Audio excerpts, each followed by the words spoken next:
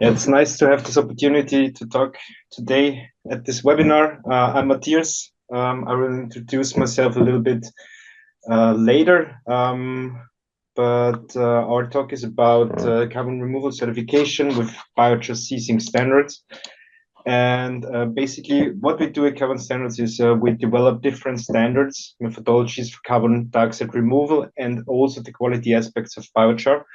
And also, we're offering registry services. We're quite young company with a longer history, let's say. We were established in 2021. Our scientific body is the Ithaca Institute, which has a long history when it comes to biochar. Application, then later on also developing first methodologies, what we discussed a little later. We have from August onwards a conditional endorsement for a grower. That is also a major step for us, and hopefully this will then be leaded into an agro endorsement. My name is Matthias. I'm responsible for the Global C-Sink department. Together with my team, I built in the last 2.5 years now the Global C-Sink registry. And also I'm responsible for all the data exchanges between DMRV systems, between C-Sink traders, also endorsing them. Yeah, that's basically my task. Maybe Patricia, if you could introduce yourself real quick. Sure. I'm Patricia. I am the product manager for the industrial biochar, that includes the quality standards as well as the C-Sink standard for biochar. Wonderful, thank you. And then I can directly jump into the topic. So what do we offer at Carbon Standards International? It all started, as I said, real early, I guess it was in 2012, when the Ithaca Institute first launched the EBC certification framework. There it covers basically all the quality aspects for the certification of biochar. So in order that you can prove that the black thing what you have in your hand also have certain properties with different parameters like heavy metals, like HQC ratio, pHs and stuff.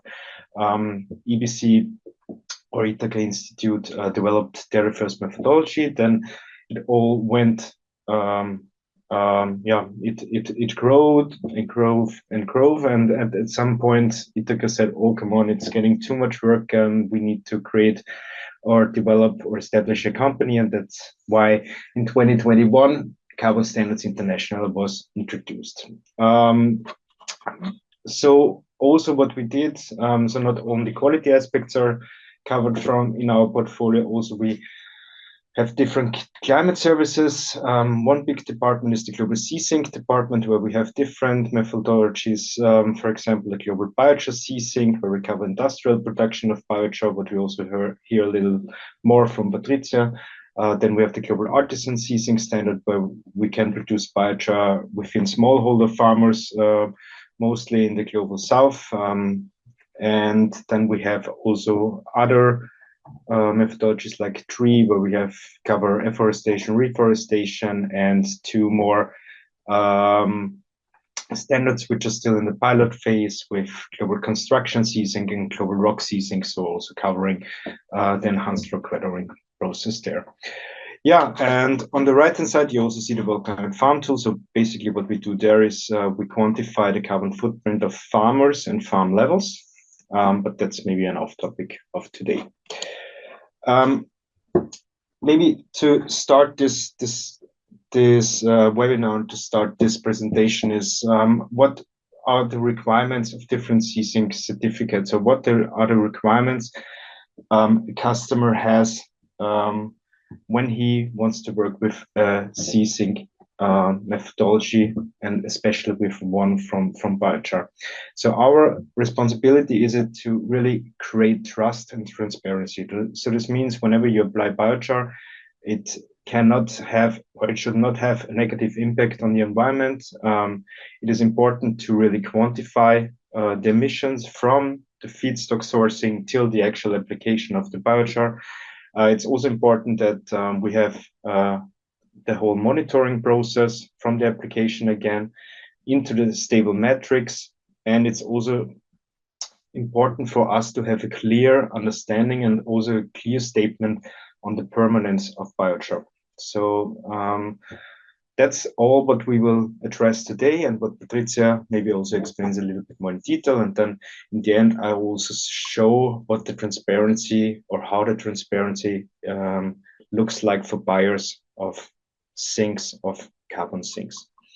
Yeah, Patricia, I'll open the stage to you. Thank you.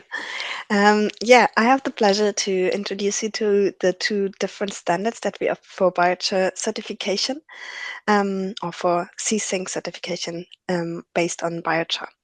So first of all, there is the artisan C-Sink that's meant for low and middle income countries, and focuses on decentralized manual production in small scale kilns that can be either the Kentuckys that you can see here in the picture, or small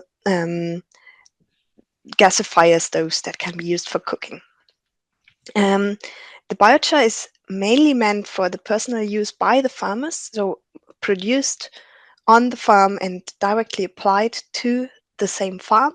And there is a production limit of maximum 1,500 cubic meters of biochar. This is due to the fact that biochar offers us the unique opportunity to produce it decentralized, and also apply it safely, and still be sure that the biochar correlates, or is in line with the quality requirements that we see and have, and that it constitutes a stable C-Sink. And additionally, or secondly, we have standards for the industrialized biochar production. There we distinguish between the EBC and the WBC, though that's either for European, or biochar produced within Europe, so it's in line with the European regulations, or worldwide, so WBC, and that always goes together with the global biochar C-Sink. And we have requirements here on the technology, that it's run on energy efficient, that all the gases are covered, that there is some heat recovery, and that there's also some use of the byproducts, and this biochar may be exported to other countries as well. Yes, and if we look at the biochar, then all biochar projects follow these value chains. So there is some biomass that you produce, that you use to produce biochar, and then you process it somehow. You maybe apply it to soil, or mix it with compost, or apply it to a construction material, and then in the end you apply it to a matrix that constitutes the stable carbon sink, and assures you that the biochar can't be, or the carbon stored in the biochar will not be released to the atmosphere again. So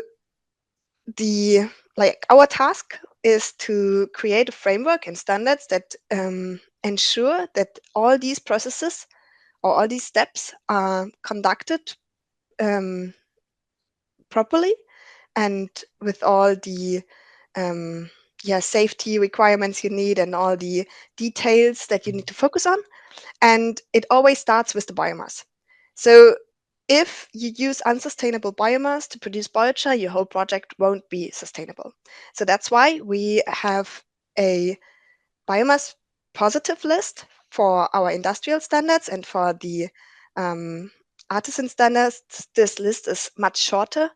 As I said before, it's meant to be using biomass that's available for the farmers themselves, and mainly focuses on the biomass available at this farm. There's also some exceptions, but in general, we have strict requirements on the sustainability of the biomass, and for the industrial standard, that leads to some long table that gives you the details of this biomass is eligible. You can use it for some specific certification classes, and for some biomasses there's extra requirements that you have to meet in order to produce a safe product, and to ensure that only biogenic carbon is used to produce biochar, and also counted as an additional carbon sink. Then the next step in a value chain is always the production itself. We, with the EBC, WBC, that was covered in one of the previous webinars as well, we provide a industrial standard. So we focus on the technology itself, on all production steps, but also mainly on the biochar and the parameters that this biochar constitutes. And we take into account that biochar may have different properties depending on the use that you want to use it for, and therefore we offer different certification classes. Matthias, can you show the next slide?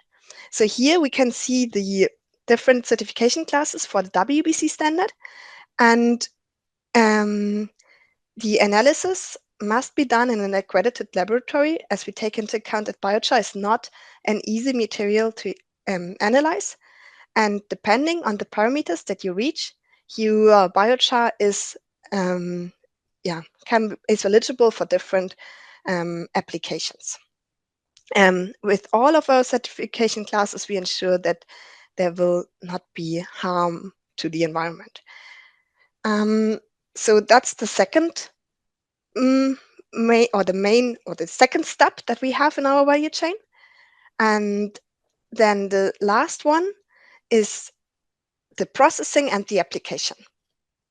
For the application, we have, again, for the farmers, for the artisan farmers, the main application is on their own farms.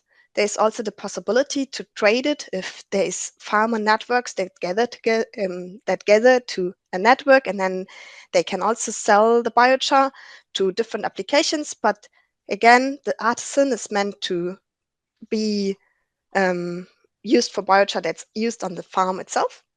And in the industrial standards, there's different application possibilities.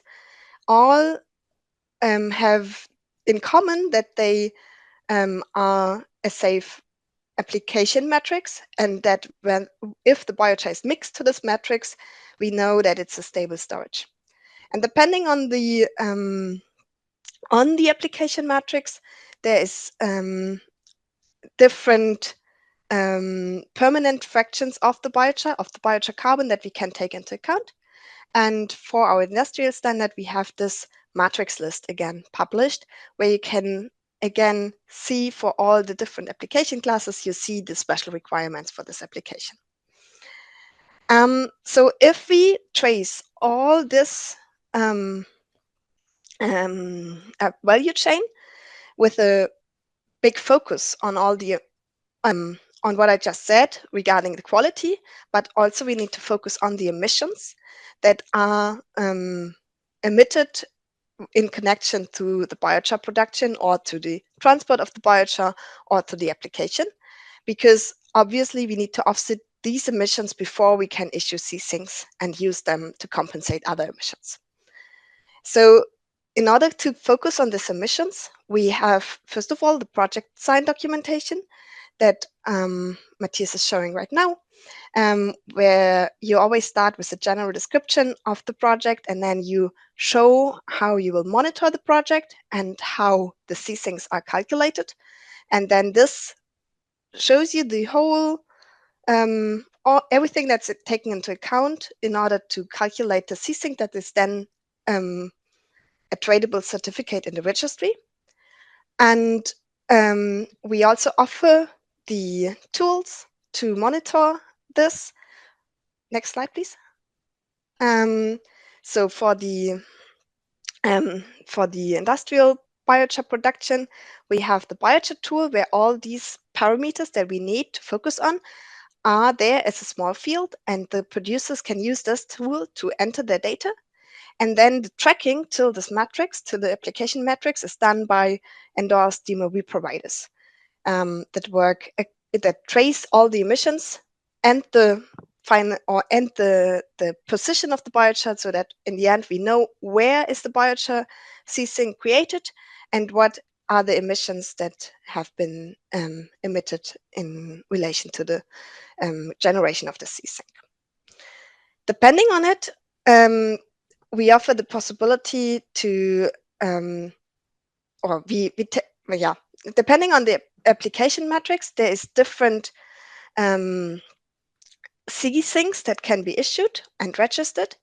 So the most famous one is the Geological C-Sink. That's if you apply biochar with an H2C ratio below 0.4 to soil, then it constitutes a C-Sink that is stable for at least 1,000 years. So therefore, we issue a sink 1000 plus, and that's issued for 75% of the carbon, as that's the stable part of the carbon that will be there even after 1,000 years.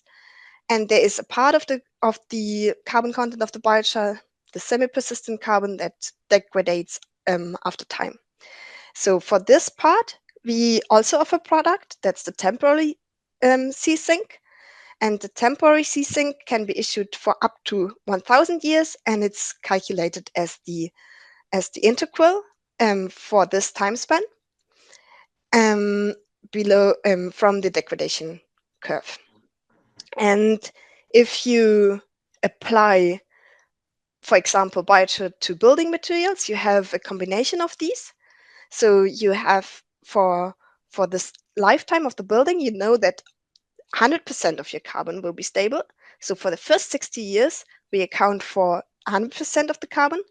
And then when the building is demolished and the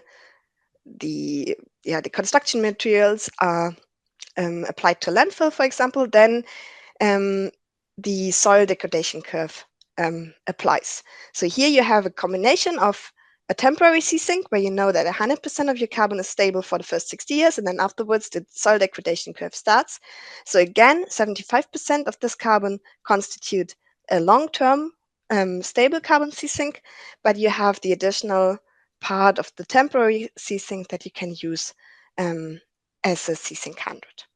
And now I hand back to Matthias, and he shows you how all this tracing is done in our IT tools.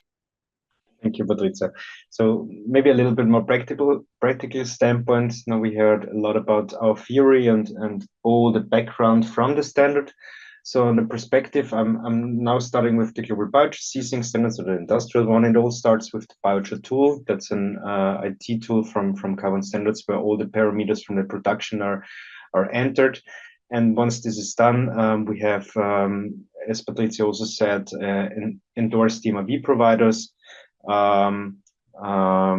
multiple ones which are doing basically the tracking from the factory gate till the final application. And I always say when this whole data package is collected, this will then be sent via API into the Global C-Sink tool, and there we have the possibility to do a frequently verification process. So customers or producers can decide how often they want to verify the credits. So this can be on a weekly basis, can be on a monthly basis, can also be on a yearly basis. That's really depending, but we offer here some flexible solutions. And after the verification process from the VVP, the Global C-Sink tool issues the global the sinks credits into the Global C-Sink registry, and from this onwards, a third role called the C-Sink trader has the possibility to transfer and retire the sinks on behalf of customers. And what we saw before in the theory, and also of an excerpt of a paper, is also right here in the registry. So we see on the left-hand side the different C-Sink units, and on the right-hand side of each C-Sink unit, you see also the persistence curve. You see what is the stable part for 1,000 years, so that's the purple line right here. And then you also see in the gray sections retirements for 1,000 years in this example, but also you see maybe transfer delivered quantities to different traders. And what we also said before, it's quite important to have further information on each C-Sink for potential buyers, and that's also a possibility we have below this section. And what you can see here is we know who the producer is, so it's also connected to a project, each C-Sink. We know where the biochar was applied and how much biochar was applied. You see some more details about the location, where the biochar was applied into the matrix. And there are also some more details on the registry publicly available to the beneficiary. There are some more public files and the transfer details. In addition to that, we just entered, or we just over the last 6 months, we created the possibility to also create projects within the registry and combine them with public available documentations called project design documents, in order, what Patrizia said, in order to fulfill all the requirements of the value chain and also cover this. And in our perspective, we have projects listed right here. And when you enter these projects, there's now a project from Carboneers, for example.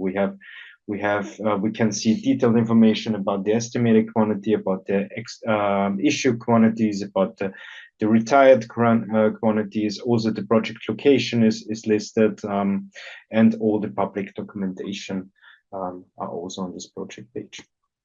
And to sum it up, what I started maybe, what are the requirements on C-Sink certificates, and what are our responsibilities as a standard setter? So yeah, we have to create trust and transparency. How do we do this? So with the EBC and WPC quality certification, we ensure that there is no harm for the environment. We have when it comes to the quantification of emissions, we have explicitly specified through the value chain, really from the beginning, from the production of feedstock sourcing till the final application, we have specified this in the standard. Then we have rules how to monitor the application into the stable metrics. So there is also a rigorous standard attached. And then we have a clear statement on permanence. This is really very much depending on the metrics, but we also learned today. And the transparency for buyers is really something important. And there we saw also in the registry, we have different options. And yeah, that's it. Thank you to the Green Carbon webinar for this opportunity, and Christian, and maybe Christian, you would like to open the floor for questions. Yes, thank you very much, Matthias and Patricia, for your presentation, and always good to learn a bit more about the standards. So you got 2 questions in the chat already. If anyone has a question, please write them or start writing them now. So John was asking for an example, if that would be disqualified in the World Biochar certificate, because it starts with non-renewable biomass. So if so the business as usual case would be native vegetation is bulldozed and burned to allow strip mining, and the biochar activity would mean that the vegetation is converted to biochar and applied to the strip mined area as part of the rehabilitation obligations. Is there any quick answer if that is an allowed project or not? Quick answer is that we would need to look into this in more detail. If there is such cases where, yeah, it's non-renewable biomass, then actually it's a case-by-case decision, and it depends on the sustainable management plan whether we can allow it or not.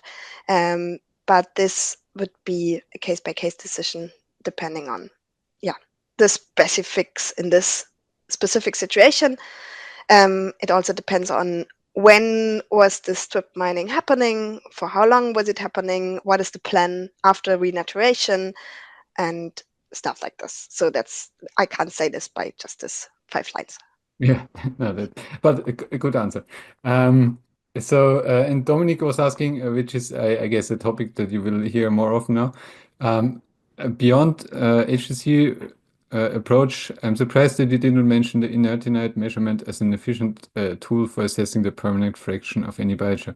So to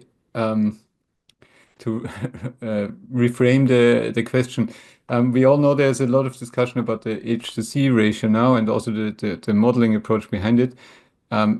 Any updates if that will change from the CSI point of view, the calculation of the C-Sink values? So what science is sure about is that there is two pools in biochar. So there's a persistent pool of carbon and there is a semi-persistent pool. And the big question that we all facing is how big is the persistent pool? And there's different ideas about this. There is the inertinite measurement with random reflectance. There is hydrogen pyrolysis that does heat a biochar sample in a high pressure hydrogen atmosphere. And there also the semi-persistent carbon reacts with the hot high pressured hydrogen and is removed from the sample, and you're left with the persistent carbon pool. But both of these measures try to offer an answer to the question, how big is the stable carbon pool? But both of these measures are left with something. So in the case of random reflectance or inertinite, it's the part that looks the same as fossil coal. And in the case of HydPy, it's the part that doesn't react with the high pressured hydrogen. But both of them need a little more research if that's really the persistent part or if there is some factors needed to calculate the persistent part from this one that the methodology identified. And until these questions are clarified and there's a little more scientific work done to this, we use the proxy of 0.4 as a sharp threshold, even though, of course, we know that that's just a simple model, but the other models are also they're not finished with the development yet. So they will be also just a model. So here we use the model and the proxy of H2C as a sharp threshold, but the standards are written in a way that as soon as there is more scientific evidence, and for random reflectance, for example, the significance of the measured inertinite content regarding the stability of biochar in biologically active systems as opposed to geological storage is clarified, then we are totally ready to implement these measurements as soon as possible in our standards. I fully agree with you, and it's nice to hear that you don't follow the isometric approach on that. So Kamalkant was asking, any non-native or invasive species will be eligible for the credits. So again, a example thing, you can say yes or no.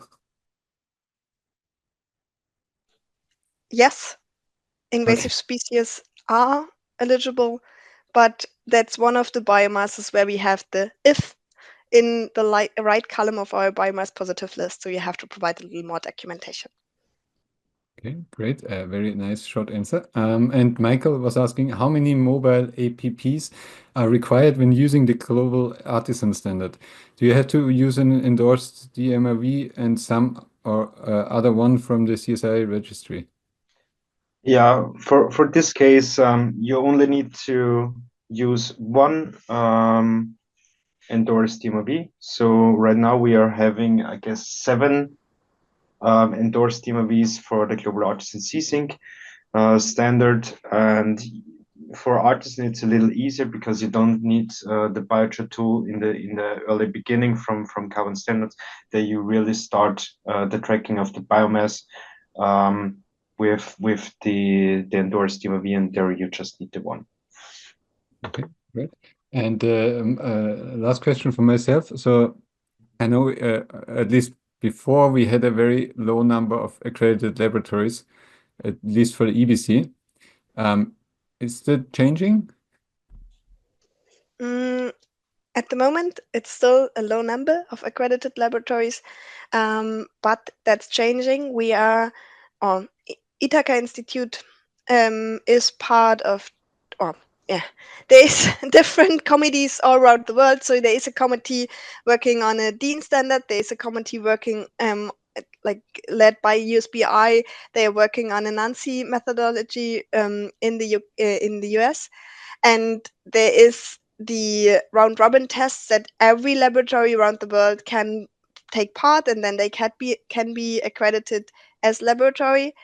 And we also recently published an update to the standard where we just, next to the DIN methodologies that have been mentioned before, there's also now the reference to the corresponding ISO methodology, so that makes it easier for international laboratories as well to participate. So yes, that's changing, but it's also a matter of costs, because as long as like for the laboratory it only is feasible to offer these testings if there's a lot of clients using them as well. So in the past, it has always been the case that there were some interested laboratories, but in the end, they couldn't compete with the prices that the laboratories offered that have more analysis. So that's like changing now, but it's changing slowly. Okay, great. So good to hear. And I just stop with a wish from my side. So we see in a lot of methodologies now open comment section on updates, and I think that would be a very valuable approach for the EBC as well, that we can actually comment on what we think could be changed. But that's for future updates, I guess. Just to add on this, Yeah.